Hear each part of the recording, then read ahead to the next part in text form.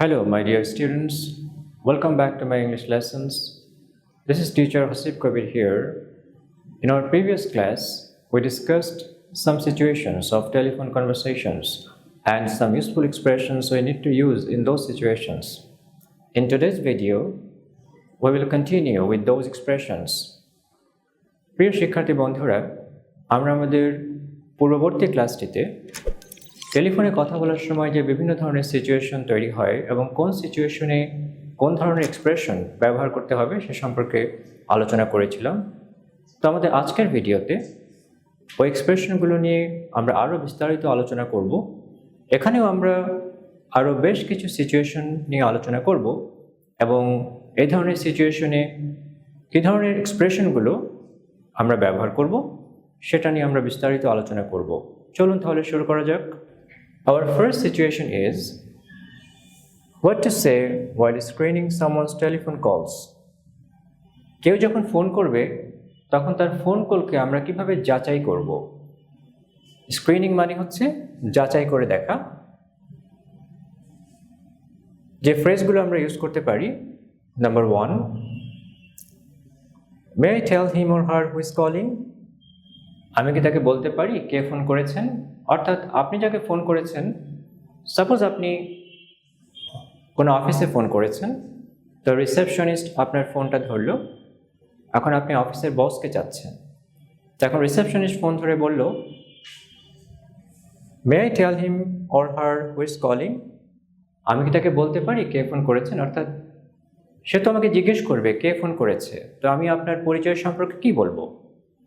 তো এইভাবে phone call যাচাই করতে পারে। May I tell him or her who is calling? আমি কি তাকে বলতে পারি কে ফোন করেছেন? Number 2, may I ask who is calling? আমি কি জানতে পারি কে ফোন করেছেন? Number 3, is he or she is expecting your call? Is he or she expecting your call? তিনি কি আপনার কল প্রত্যাশা করছেন? Number 4, who shall I say is calling? আমি তাকে কি বলবো কে ফোন করেছেন? Who shall I say is calling? আমি তাকে কি বলবো কে ফোন করেছেন? অর্থাৎ আপনি যাকে ফোন করেছেন সে তো আপনার আইডেন্টিটি বা পরিচয় জানতে চাইবে, সেক্ষেত্রে আমি তাকে কি বলবো? এই যে এক্সপ্রেশনটা who shall I say is calling, it's a formal and polite way to ask a caller to tell you about his identity. অর্থাৎ যে ফোন করেছে আপনি যখন তাকে বলবেন তার পরিচয় দেওয়ার জন্য, আপনি এইভাবে তাকে বলতে পারেন, Who shall I say is calling? এটা হচ্ছে একটা পলাইট এবং ফর্মাল ওয়ে যে তার পরিচয় সে যেন আপনাকে দেয়, এ বিষয়টা তাকে বলার জন্য আপনি তাকে এইভাবে পলাইটলি এবং ফর্মাল ওয়েতে জিজ্ঞেস করতে পারেন, Who shall I say is calling? তো এই এক্সপ্রেশনগুলো আমরা ইউজ করব যখন নাকি আমরা কারো ফোন কলকে স্ক্রিন করব, অর্থাৎ ফোন কলকে যাচাই বাছাই করার জন্য এই এক্সপ্রেশনগুলো আমরা ইউজ করব। Our next situation is connecting or transferring a caller, অর্থাৎ যখন আমরা একজন কলারকে যে ফোন করছে তাকে যখন আমরা সংযোগ করব অথবা ট্রান্সফার করব, তো কিভাবে আমরা সেটা করব, এই এক্সপ্রেশনগুলো আমরা ইউজ করব। Number 1, do you wish me to page mister Rabiul? আপনি কি ইচ্ছা করেন আমি মিস্টার রবিউলকে তার পেজারে বার্তা পাঠাই? না, what is the meaning of page? Page কাকে বলে? পেজার মেশিন, রিমেম্বার,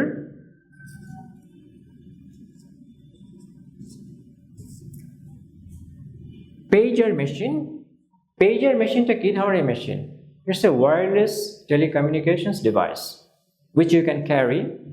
তো এটাকে বিপারও বলা হয়, বিপার অথবা ব্লিপার।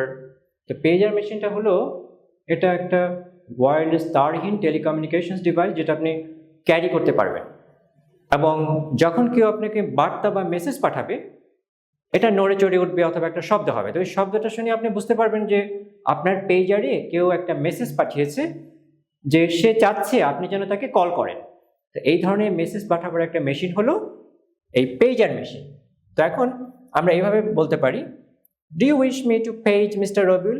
আপনি কি চান, আপনি কি ইচ্ছা করেন আমি মিস্টার রবিউলকে পেজার মেশিনে বার্তা পাঠাই বা মেসেজ পাঠাই?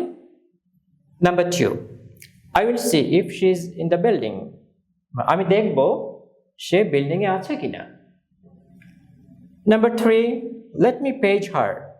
আমাকে তাকে তার পেজার মেশিনে বার্তা পাঠাতে দিন। let me page her, আমাকে তাকে বার্তা পাঠাতে দিন। Number 4, let me connect you with the department. আমাকে আপনাকে ওই ডিপার্টমেন্টের সঙ্গে সংযোগ করিয়ে দিতে দিন। let me connect you with the department. আমাকে ওই ডিপার্টমেন্টের সঙ্গে আপনাকে সংযোগ করিয়ে দিতে দিন। তো এইভাবে আমরা কাউকে ট্রান্সফার করতে পারবো অথবা কানেক্ট করে দিতে পারবো এই এক্সপ্রেশনগুলো ব্যবহার করে।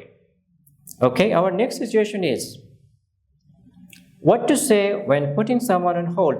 কাউকে যখন আমরা ফোনে অপেক্ষা করিয়ে রাখবো তখন আমরা কি এক্সপ্রেশনগুলো ইউজ করব, কোন এক্সপ্রেশনগুলো ইউজ করবো, কিভাবে বলবো সেটা লক্ষ্য করুন।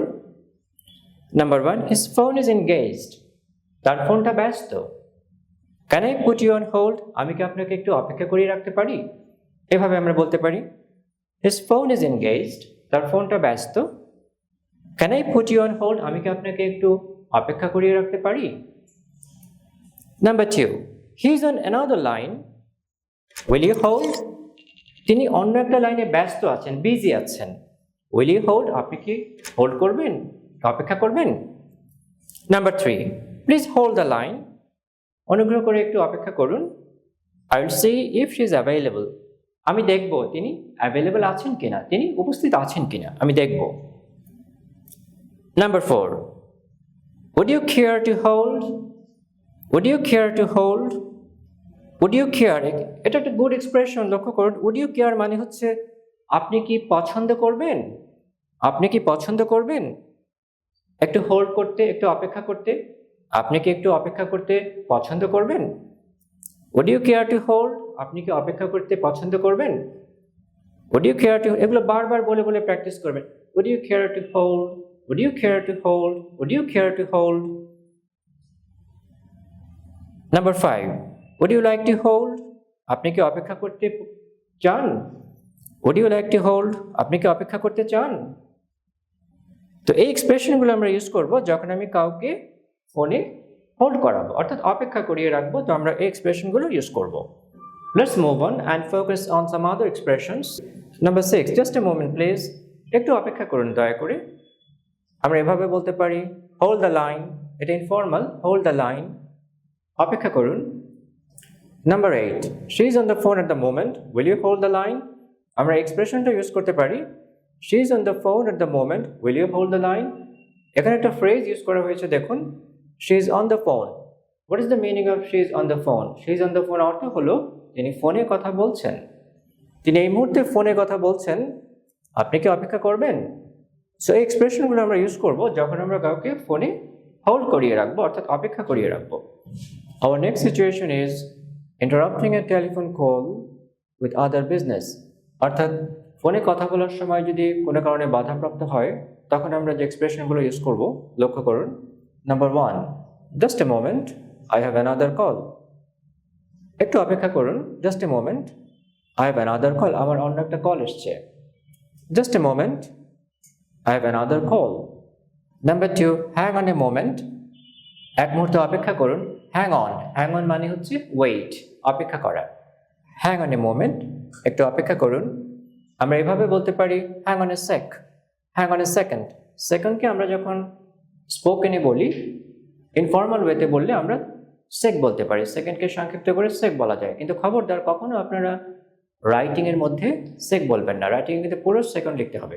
তো আমরা কথা বলার সময় ইনফর্মালি আমরা সেক বলতে পারি, hang on a sec, অর্থাৎ এক সেকেন্ড অপেক্ষা করুন। Our next situation is what to say when offering to take a message from a caller. অর্থাৎ কলার অর্থাৎ যিনি ফোন করেছেন, আমরা যখন তার নিকট থেকে কোনো মেসেজ চাওয়ার জন্য প্রস্তাব করব তখন কিভাবে প্রস্তাব করব লক্ষ্য করুন। Number 1, he is not in, would you like to call back?